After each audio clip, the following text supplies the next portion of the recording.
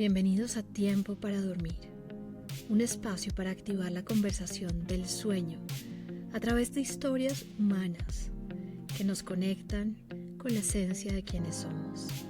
Prepárate porque vamos a comenzar. Hola, antes de empezar quiero pedirte un favor. Si este contenido te aporta valor, dale like y suscríbete al podcast. Así podremos seguir compartiendo conversaciones que transforman la manera en que vives, duermes y cuidas de las personas que amas. Hoy tengo un invitado muy especial. Él es el Dr. Juan Pablo Llano Linares, endocrinólogo pediatra con formación en Francia y Colombia y máster en alimentación basada en plantas por la Universidad de Cornell. Es un médico reconocido, miembro de sociedades científicas internacionales, profesor universitario, investigador y conferencista latinoamericano. Además, impacta la vida de miles de familias cada día, no solo desde su consultorio en Bogotá, sino también a través de sus redes, donde más de 30.000 personas aprenden de su visión humana e integral de la salud infantil. Hoy viene a explicarnos cómo el sueño y las hormonas son aliados invisibles en el crecimiento y bienestar de nuestros hijos. No te pierdas esta conversación.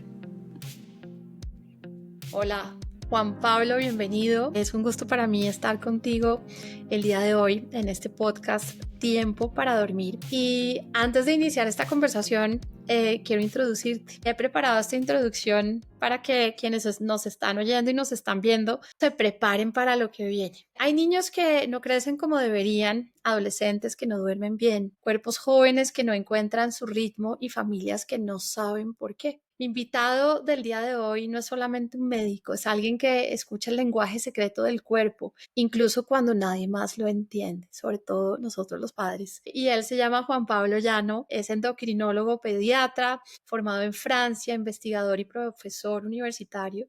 Pero más que eso, además de ser padre y esposo, es alguien que ha aprendido que el sueño, las hormonas y el desarrollo no solo son temas médicos, sino también son historias humanas. Así que, Juan Pablo, bienvenido. Hola Carolina, pues muchas gracias por la invitación y no, yo encantado de hablar de un tema que es muy apasionante y yo creo que muy importante para todos y, y que además ha tenido como un rol cada vez mayor, ¿no? Yo creo que el sueño pasó de ser como algo que no era tan prioritario. Yo digamos que en mi trayectoria como médico lo viví un poco en que eso no se hablaba mucho. ¿Sabes? Era algo que era como de segundo plano a ser realmente muy importante otra vez y pues bueno, qué dicha que podamos tener esta charla. Maravilloso. Y quiero empezar con una pregunta que le hago a todos mis invitados y que nos pone en ese lugar de seres humanos. ¿Qué tal dormiste anoche? Bien, en general intento bien. Lo que pasa es que no siempre sale como uno tiene presupuestado, lo cual pues es parte del día a día, ¿no? Uno intenta que las cosas salgan lo mejor posible o digamos que en los hábitos funciona así. Creo yo que si la mayoría de las veces se hace de una forma adecuada, saldrá de la forma que uno quiere. Y cuando no, bueno, pues se intenta recuperar de otra manera. Gracias. Y si te preguntara quién eres sin hablar de lo que haces, Juan Pablo, ¿qué me dirías? Pues soy una persona inquieta, me gusta aprender cosas, me gusta cuestionarme cosas y pues también como poner un granito de arena. Digamos que siento que mucho de la misión de uno es como trascender de alguna manera. Todos tenemos nuestra forma en lo que hacemos, en lo que hablamos, a quién le hablamos. Entonces yo creo que eso es a lo que yo hago. Tengo la fortuna de hacer algo que disfruto muchísimo, por lo cual pues siento que más que un trabajo, y suena como un poquito el cliché típico de más que el trabajo es una pasión, pero realmente creo que es como una vocación que le va apareciendo a uno y yo creo que en la medida que uno va entendiendo qué tanto puede repercutirle a la gente, mejor aún. Creo que cada vez más contento con lo que hago y yo pues intento mejorar desde mi parte algo que es la salud de personas que son muy vulnerables porque están en la primera etapa. O sea, yo me dedico a charlar con niños, a charlar con papás y pues aún con más dicha porque están con los oídos más abiertos, con el cerebro fresquito, con cosas que pueden llegar a trascender. Entonces, eso es lo que hago en el día a día. Gracias, Juan Pablo. Y como médico endocrino, yo sé que hablas mucho en tus redes acerca del cuidado de ese desarrollo de los niños y el sueño pues juega un papel preponderante. Pero antes de profundizar en ese tema específico, quisiera preguntarte qué papel ha jugado el sueño en tu propia vida, porque sé también que eres un gran deportista. Cuéntanos un poquito cuál ha sido esta historia de tu vida desde la mirada del sueño. Pues yo empecé, como nos pasa a muchos, subestimando el poder del sueño y siento que en la carrera tampoco era muy fácil porque había mucha carga de cosas que demandaban sacrificar de cierta forma el sueño. Y fíjate que en nuestra profesión de médicos es muy frecuente trabajar nocturno. Es decir, que ahí sí que es un reto poder alinear un poco estos hábitos de sueño. Entonces, yo creo que empezamos mal y poco a poco se ha ido reparando un poco ese daño. Al inicio te contaba que pues siento que muchas de las cosas que pasan se hacen más que por maldad, por desconocimiento. Y yo creo que a todos nos pasaba, los profesores de nosotros no sentían que era muy importante que durmiéramos, era más importante que nos dedicáramos a estudiar más horas y estuviéramos más expuestos a pacientes, quitándole un poquito el papel de lo que hubiera sido de pronto hacer algo similar, pero durmiendo un poco mejor, entendiendo mejor los conceptos y de pronto con una mejor relación con la dormida. Entonces, eh, yo creo que en el transcurso de mi vida y sobre todo de la parte profesional, empezamos en negativo.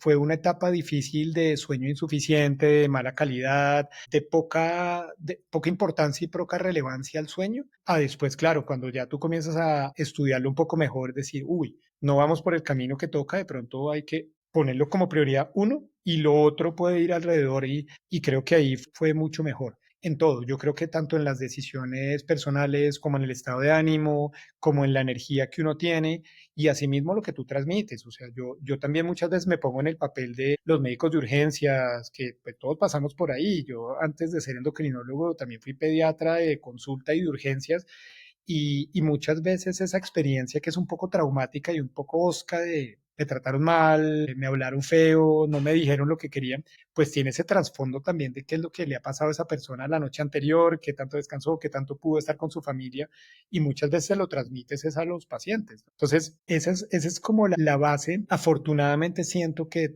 las cosas hoy día con toda la información que hay lo que han logrado es llevar a que todos seamos mucho más conscientes. Y fíjate que siento que las redes sociales en eso han sido un llamado a atención grande también para nosotros como profesionales de la salud, de cosas que de pronto se dejaban en un segundo plano y decir, no, no, segundo plano para nada, de hecho es el primer plano. ¿Qué tan importante es la alimentación? ¿Qué tan importante es el sueño? ¿Qué tan importante es el ejercicio? Que antes era un tema que se tocaba como muy superfluo, como muy por encima.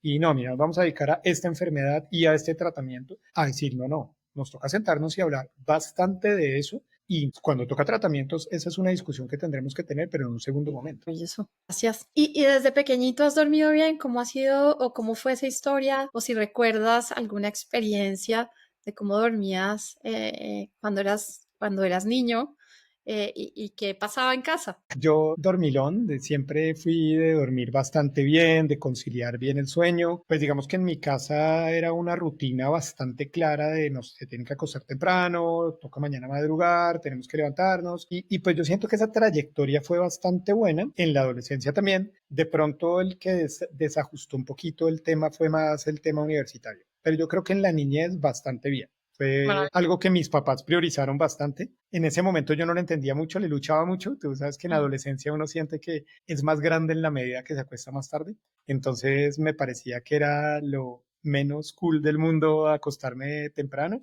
Pero digamos que finalmente creo que el beneficio mucho tiempo después lo entendí y les agradecí al respecto. Y fíjate que me parece súper interesante que hables de la rutina, porque una rutina del sueño es fundamental como una estrategia de prevención para muchas cosas. Y a partir de ahí quiero entrar a que conversemos sobre algunos detalles del sueño desde tu especialidad.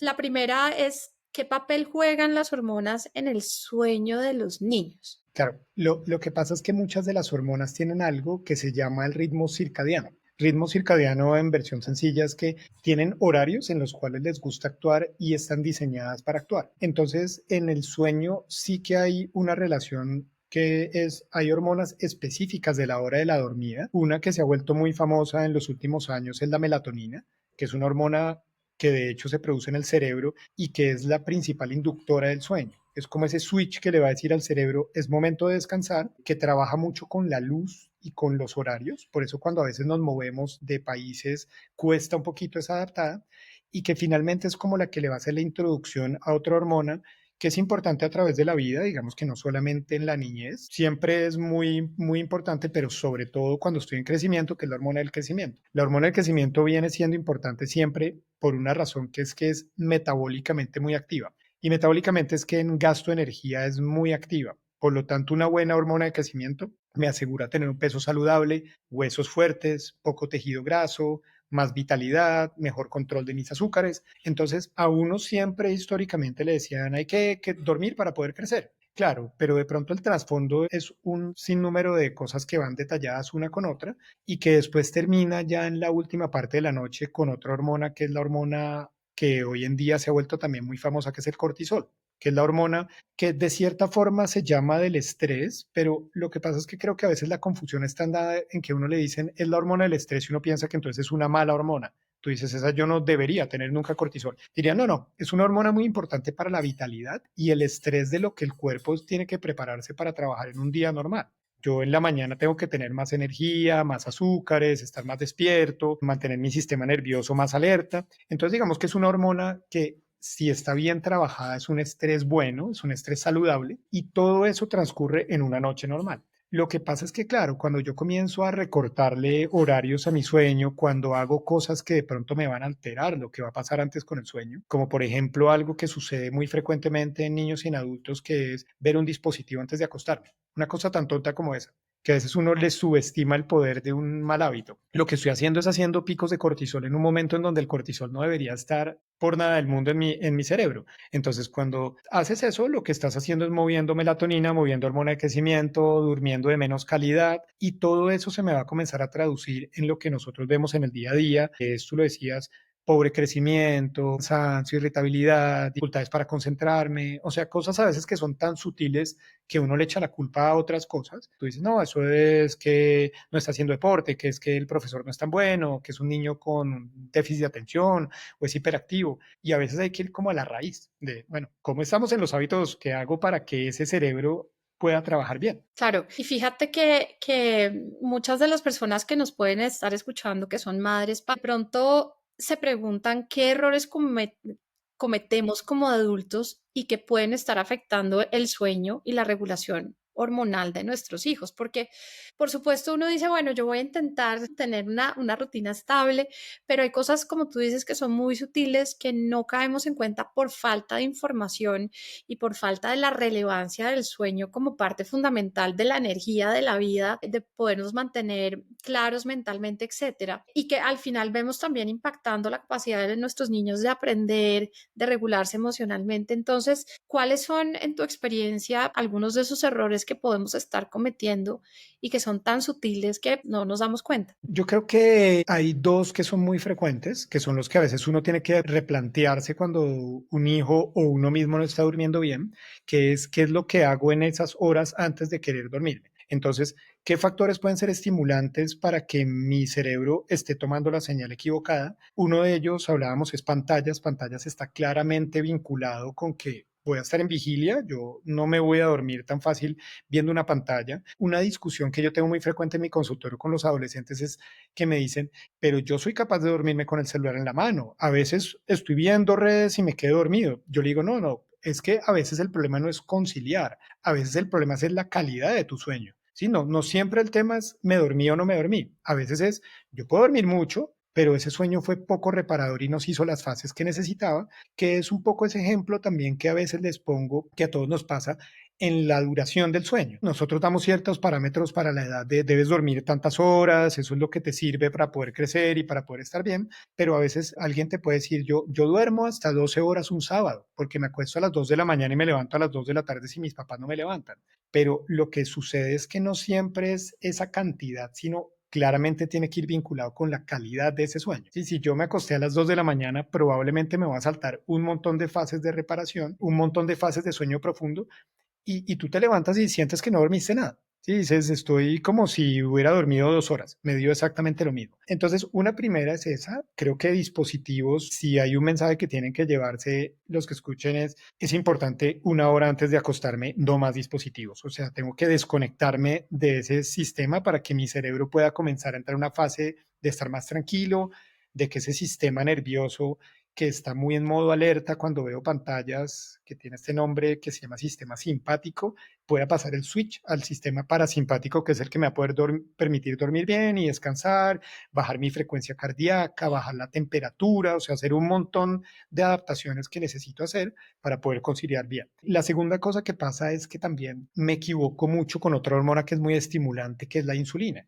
Entonces, no, yo puede que no vea pantallas, pero lo que pasa es que tengo cargas de azúcares, me comí algo que no siempre puede ser dulce. Por ejemplo, comí pan blanco en la noche, hice una carga muy alta de carbohidratos y lo que está pasando ahí es que cuando la insulina sale, el cuerpo tiene que hacer algo con esa energía y ese algo muchas veces se traduce en que voy a estar a 1000 por minuto, no voy a poder descansar, el niño entonces le dicen a los papás, se pone a jugar fútbol a las 8 de la noche y no lo logra acostar y quiere hacer 1000 cosas y hablar con los amigos y se me vuelve un círculo de no poder descansar de forma adecuada. Entonces, la segunda es hay claro que cenar, digamos que en niñez es muy importante que yo haga una alimentación que incluya 3 comidas principales, pero el momento también es importante, no puede ser tan cercano a la hora de la acostada para que el estómago ya no esté en pleno proceso digestivo. Y segundo, tengo que ser muy cuidadoso con lo que me voy a comer. No me voy a poner a comer azúcares, carbohidratos, colorantes, cosas que finalmente me pueden estimular un poco más ese. Yo creo que esos dos son los más frecuentes dentro de los errores que tienen.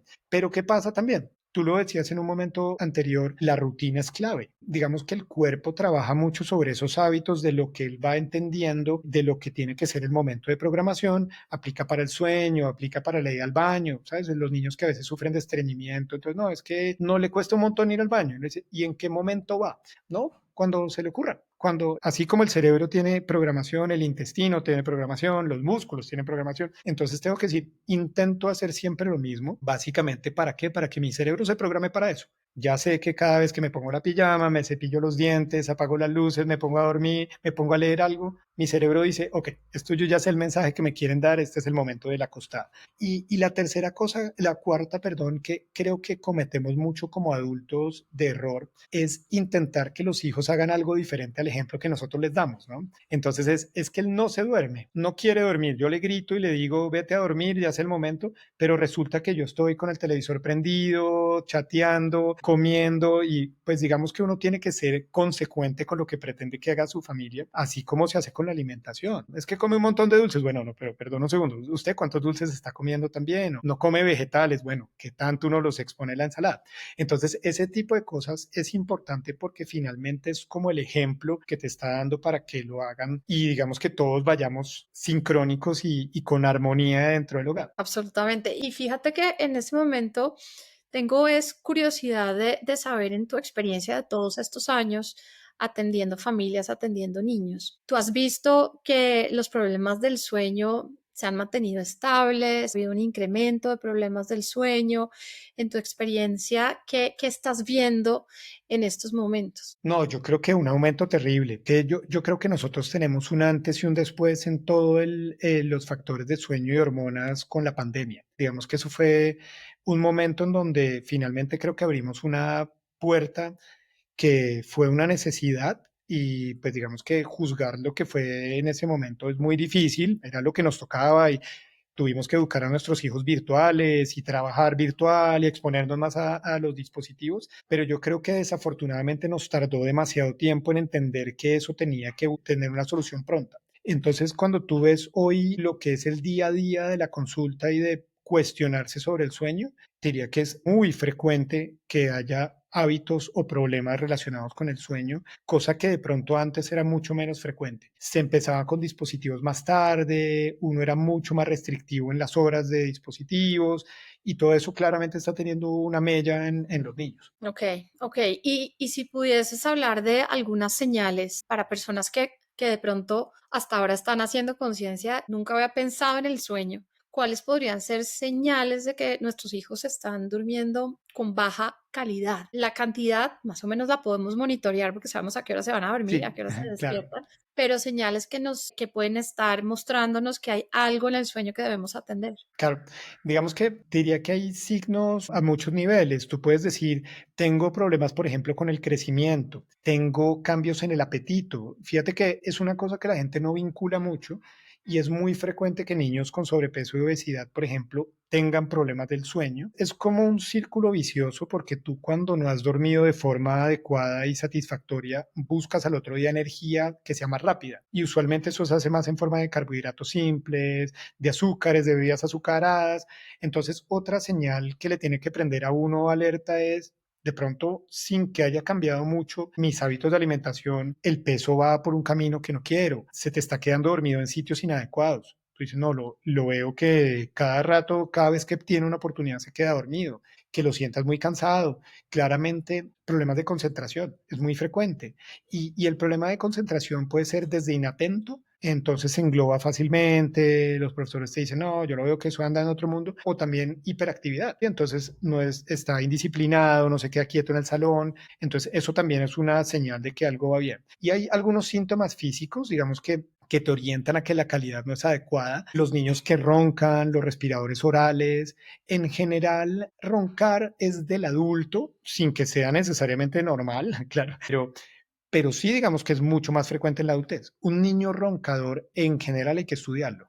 No es lógico que le digan a uno, "No, es que el papá ronca y entonces él también ronca". No, pero pues, ¿cuál es la razón? ¿Qué es lo que está pasando para que un niño que está en pleno proceso de desarrollo de vía respiratoria tenga ronquidos?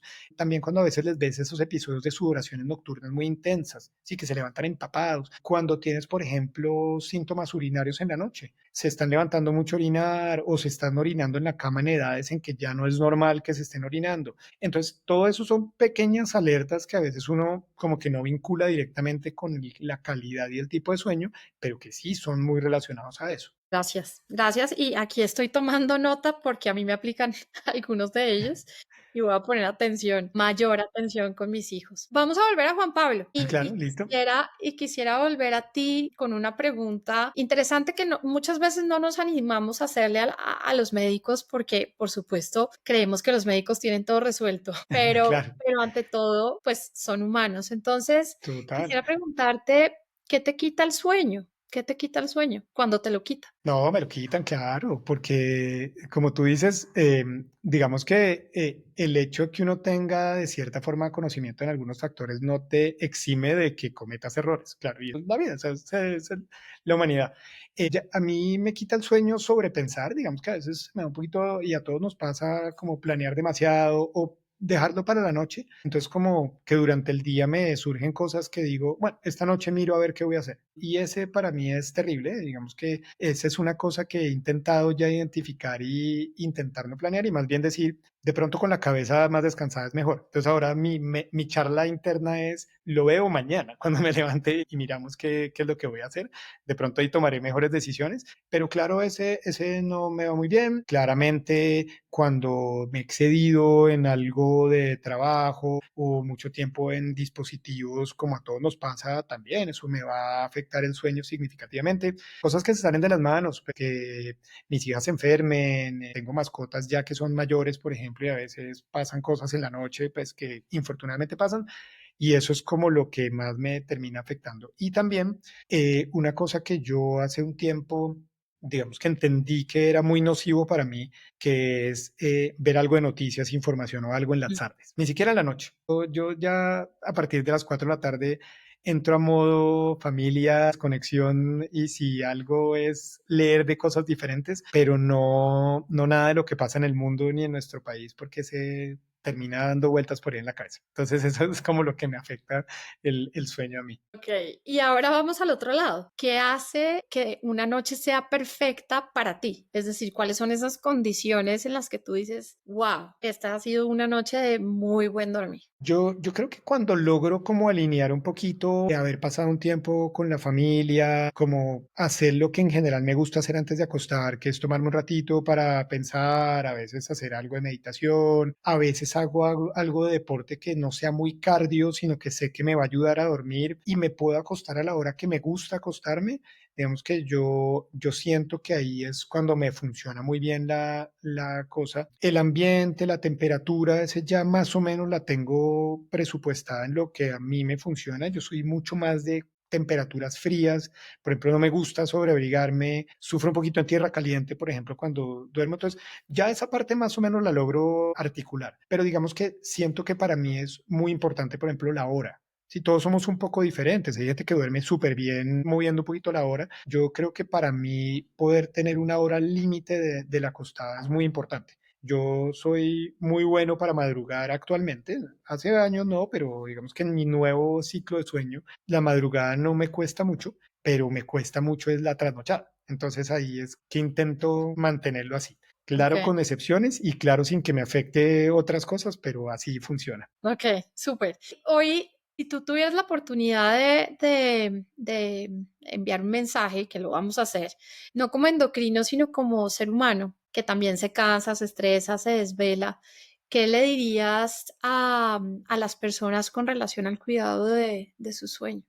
Pues que primero sean un poquito críticos y autoanalíticos sobre lo que pasa con el sueño, ¿sabes? Porque de pronto es algo que uno no se sienta a analizar mucho. Uno hoy en día creo que la alerta sobre cómo estamos comiendo, sobre qué tanto estamos haciendo deporte la tenemos mucho más presente, pero siento que todavía es algo sobre la cual la gente no se cuestiona mucho. Entonces, lo primero que yo los invitaría a hacer es decir, venga, ¿qué tal si analizo qué ha pasado esta última semana y qué hábitos de pronto puedo modificar que me estén afectando lo que estoy haciendo? Entonces, ¿cómo podría organizar mi tiempo en familia? ¿Cómo puedo tener el tiempo para lo que me gusta, pero asimismo cómo puedo aprovechar y descansar mucho mejor?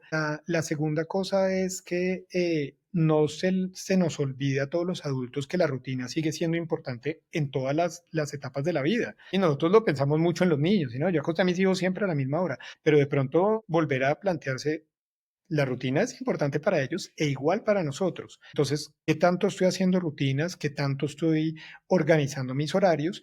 Y la otra es facilitar que ese ambiente sea propicio para la dormida.